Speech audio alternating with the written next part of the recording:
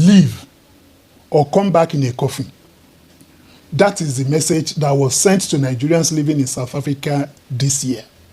Not by criminals, not by strangers on the street, by organized groups of South African citizens who gave a deadline, June 30th, for all foreign nationals to be gone. And here is what makes this story different from every other xenophobia story you have heard before. The people being told to leave, they built that country with their hands, their businesses, their labor, their taxes. And the country that fought hardest for South Africa's freedom, Nigeria, is now watching its citizens flee in evacuation flights. I have a lot to say about this, and that's waiting they happen. Let me give you the full picture because the headlines do not capture how serious this has been. Since April 2026, South Africa has experienced its worst wave of anti-immigrant violence in years. Organized groups, some calling themselves enforcement movements, began targeting foreign nationals across Johannesburg, Durban, Cape Town, and beyond. Shops were looted, homes were burned, people were beaten. 2 Nigerian men were killed. One of them, Amara Miro Emmanuel, was beaten to death by officers of the South African National Defence Force. A soldier killed by a soldier. By June, the threats had escalated to a specific deadline. Leave South Africa by June 30th or face the consequences. Video circulated on social media threatening, and I am quoting directly, bloodshed if foreigners remained. The Nigerian government responded by organizing emergency evacuation flights. 5 air peace flights. Over 600 Nigerians airlifted home so far. More than 1,000 registered to leave. One of those flights landed at Murtala Mohammed International Airport in Lagos on June 30th, carrying 271 Nigerian nationals, women, children, people who had built businesses, raised families, and made lives in South Africa, sometimes for decades, now boarding a plane with whatever they could carry. One woman who had lived in South Africa since 2017 said she left because she feared she would be killed. The shop she shared with her sister was ransacked and their goods looted. Another man, repatriated after 18 years in South Africa, said most Nigerians no longer feel welcome in the country. 18 years gone. Now, I need to put this in a bigger context because this is not new, and that is the most disturbing part. Since 1994, since the end of apartheid, there have been more than 1,300 recorded incidents of xenophobic attacks in South Africa. At least 690 people have been killed. Over 128,000 people displaced. Nearly 5,000 foreign-owned shops looted or destroyed. This has happened in 2008, in 2015, in 2019, and now in 2026. Every time the world expresses shock, every time South African leaders condemn the violence, every time it happened again. South Africa's unemployment rate stood at 32% in the first quarter of 2026. After 350,000 jobs were lost. And when people are desperate and their government has failed them, they look for someone to blame. And the someone they find is always the foreigner. I understand economic frustration. I genuinely do.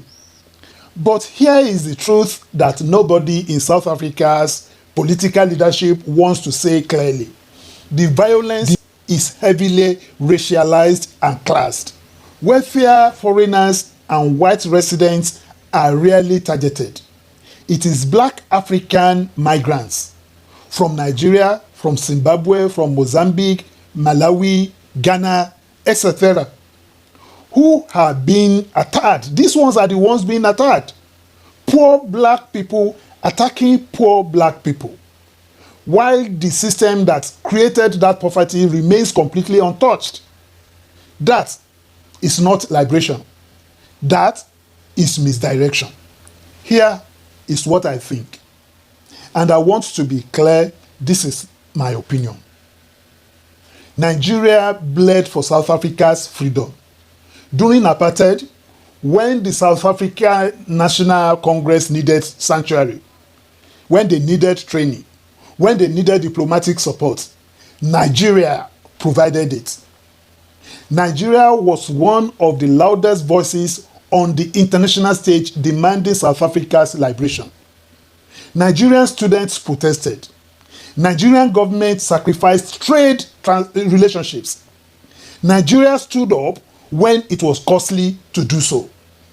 And now, Nigeria's foreign minister said this month that the attacks have damaged the bond the two countries have enjoyed since the solidarity Nigeria showed during South Africa's fight against apartheid.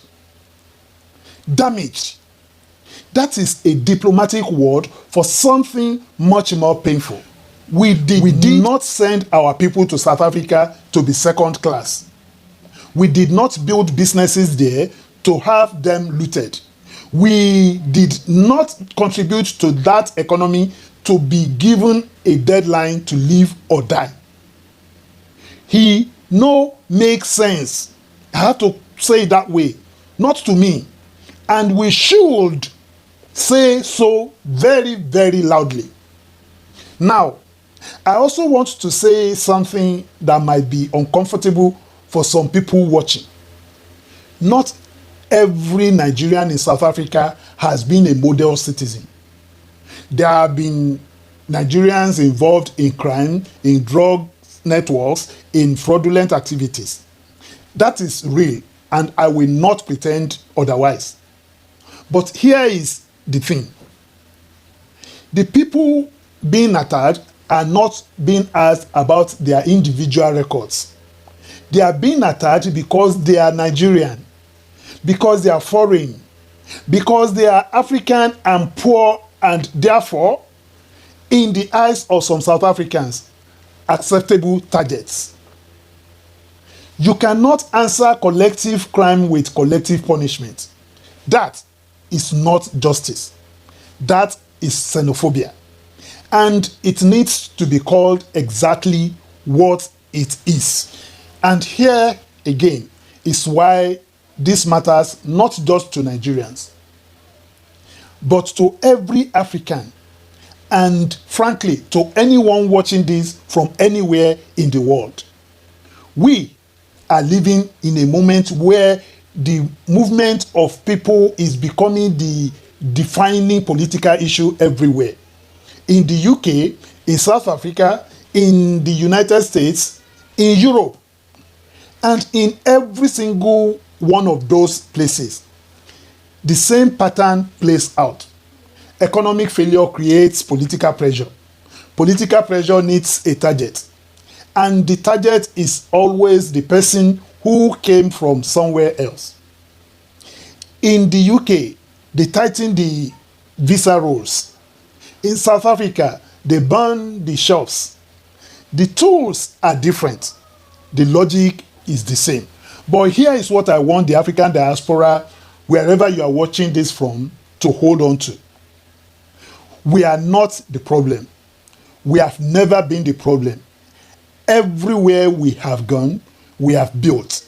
We have contributed. We have sent money home, paid taxes, raised children, created businesses.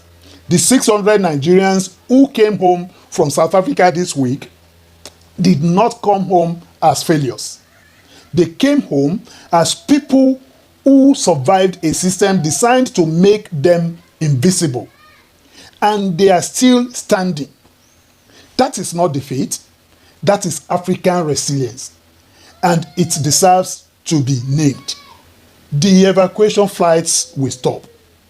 The diplomatic statements will fade.